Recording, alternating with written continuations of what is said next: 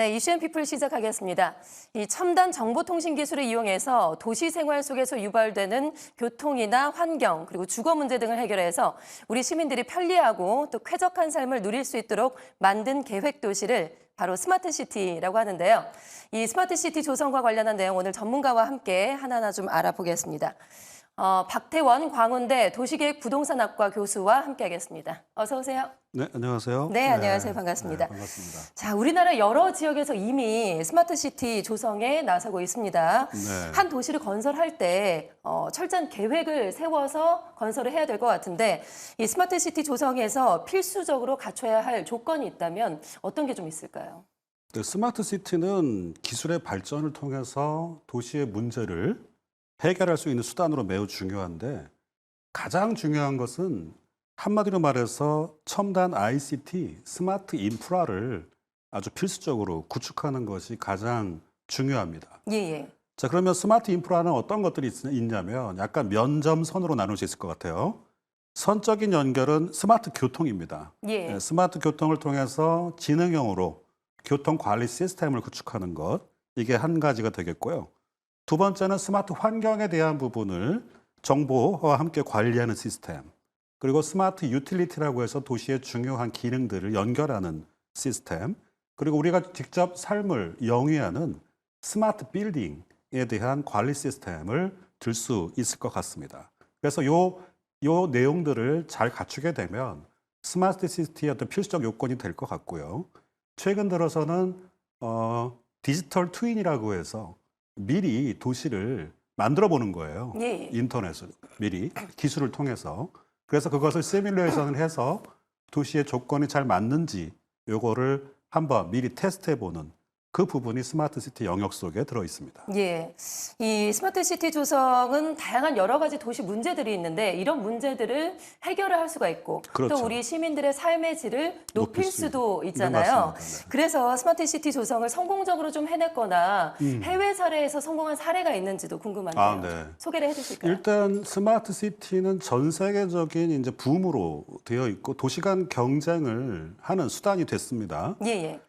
근데 이제 가장 돋보이는 사례들은 유럽입니다. 유럽의 사례가 가장 우리에게 시사점을 주는데 먼저 우리 덴마크 코펜하겐의 경우에는 어떻게 특화했냐면 요즘에 기상이 이변이 일어나고 있지 않습니까? 그래서 예. 기후에 대한 부분을 좀 스마트하게 접근해서 도시의 안정성을 지속 가능하게 해주는 쪽으로 발달을 시켰습니다. 그래서 기후 온난화 방지를 위한 교통 시스템, 특히 보행과 자전거에 대한 연결을 자동차와 별개로 유지하면서 기후를 유지할 수 있는 대안을 찾았고, 또 하나는 폐기물 처리에 대한 부분에 솔루션을 가지고서 에너지 자급률을 100% 이상을 확보하는 그러한 방법으로 특화한 사례가 되겠고요. 예, 예. 두 번째는 미국 같은 경우는 보안이 되게 취약합니다. 그래서 시큐리티 분야에 대한 부분을 확실하게 해줄 수 있는 도시로 뉴욕이 세계에서 가장 높은 수준의 보안을 갖는 도시로 특화를 했고요. 그리고 거리에 와이파이나 그리고 사이니지라고 해서 도로나 거리 중심에 있는 정보들을 사람들이 볼 수 있도록 해줌으로 해서 주위에 있는 길거리들이 좀 더 비즈니스에 노출될 수 있고 정보를 볼 수 있도록 해주는 그런 시스템으로 진화하고 또 비용을 민간의 자원을 예. 광고를 통해서 확보해주는 쪽으로 또 특화를 하고 있습니다. 그리고 중국도 무시할 수 없는데 중국은 뭐가 특징이냐면요. 예. 우리 같은 경우는 도시가 이미 있는 상태에서 스마트 시티를 약간 재개발하는 스타일로 가는데 중국은 아예 만들 때부터 처음부터 예. 하고 있습니다. 특히 슝안지구라고 해서 2050년 1,000만 명을 목표로 하는데요. 여기는 처음부터 자율주행에 대한 부분들, 스마트 물류 시스템을 적용한 그런 부분을 가지고 가고요. 우리가 잘 알고 있는 텐센트라든가 아니면 알리바바라든가 바이두와 같은 IT 친화 기업을 유치하는 것을 목표로 진행하고 있습니다. 예. 마지막 하나 더 드리면 예. 에스토니아라고 하는 작은 국가가 유럽에 있습니다.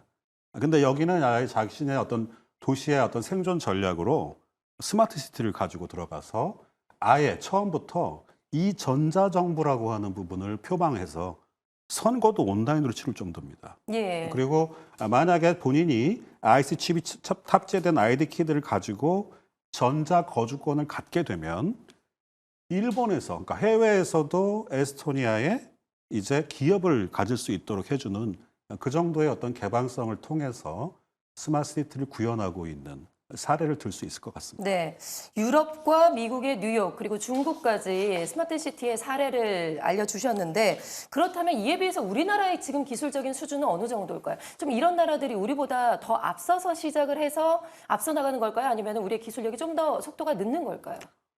되게 좋은 질문이신데요.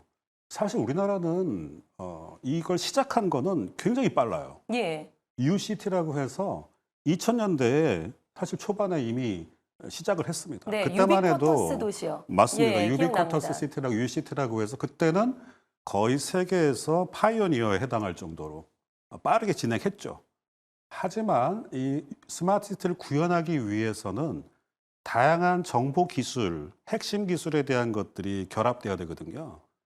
거기서 우리가 약간 원천 기술이라든가 이런 것들이 밀리게 되었습니다.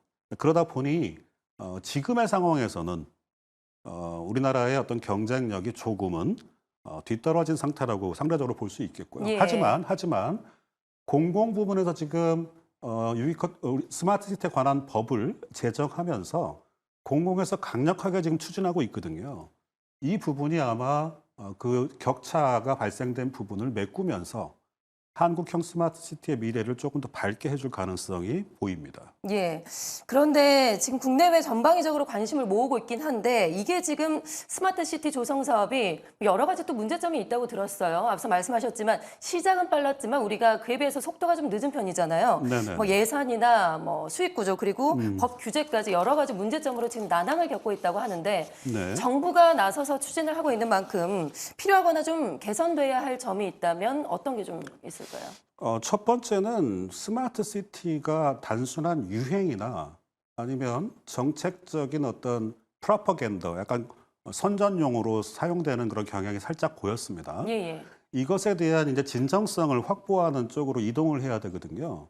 그러려면 정책에 대한 유연성이 굉장히 좋아야 합니다. 왜냐하면 이건 스마트 기술이라고 하는 4차 산업의 중요한 핵심 기술들과 융합돼야 하는 필연적 운명을 가지고 있거든요. 예. 그러려면 속도가 굉장히 빨라야 합니다.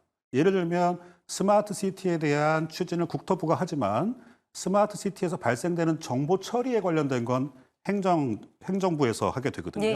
그러니까 두 개 부처 간의 어떤 범용적인 그런 통합적인 그런 접근이 필요하기 때문에 한마디로 말해서 정책적 범용성, 융합성이 필요하고요. 그것이 전제가 된다면 우리나라의 스마트 시티에 대한 부분이 좀 더 발전될 가능성을 높일 것이라고 보여집니다. 예, 그런 부분은 정부 측에서 적극적으로 좀 서로 부처 간에 조율을 해야 되겠네요. 그렇습니다. 예. 예. 쉽지 않지만 그런 협력적 구축 이것이 가장 중요한 단서가 되겠습니다. 예, 알겠습니다. 스마트 시티 조성은 여러 가지 이제 다양한 분야에서 여러 가지 효과가 기대가 되고 있는데요. 특히나 우리 경제적으로, 산업적으로는 네. 어떤 효과를 우리가 기대를 할 수 있을까요? 가장 중요한 부분인 것 같습니다. 저희 나라가 겉으로는 스마트에 대한 부분이 빠르게 진행된 대표적 국가로 많이들 인식되어 있습니다. 예. 그것은 UCT에서 성공을 거둔 것 중에 하나가 통신 쪽, 정보통신 쪽 분야에서는 상당히 우리가 빠르게 접근한 건 사실이거든요. 하지만 이제 그걸 뛰어넘는 새로운 기술들이 요즘 필요합니다. 특히 IoT와 같은 거 또는 AI와 같은 것들 이런 것들이 추가적으로 연결되어야 하고요. 그것이 통합적 플랫폼과 만나려면 좀 더 높은 수준의 기술이 민간 기업과 함께 연계되어야 합니다. 예를 들면 미국 기업인 시스코 같은 예, 그런 기업들이 특정 지구와 만났을 때 나오는 효력이 있기 때문에 그 부분을 조금 더 강력하게 연결시킨다면 제가 보기에는 스마트 시티의 성장 잠재력이 2025년까지 권위 있는 잡지에 의하면 약 2,600조까지의 어떤 경제적 파급력을 가지고 있기 때문에 예. 우리나라가 그래도 그나마 ICT 분야에서 강력한 그런 강점을 가지고 있으니 그 부분에서 조금 더 경쟁력을 갖는다면 산업적 파급력이 커질 거로 보여집니다. 특히 프롭테크라든가 아니면 스마트를 통한 장소나 도시나 부동산을 만드는 민간의 어떤 산업이 더 확장될 수 있기 때문에 스타트업이라든가 기존의 기업들이 만드는 산업적 생태계가 우리나라의 새로운 시장을 확장시켜 줄 수 있는 산업적 파급력이 있다고 저는 판단됩니다. 네, 알겠습니다. 자, 오늘 이슈 앤 피플에서 이렇게 스마트시티 조성 산업과 관련해서 이야기를 나눠봤습니다. 광운대 박태원 교수와 함께했습니다. 고맙습니다. 네, 반갑습니다.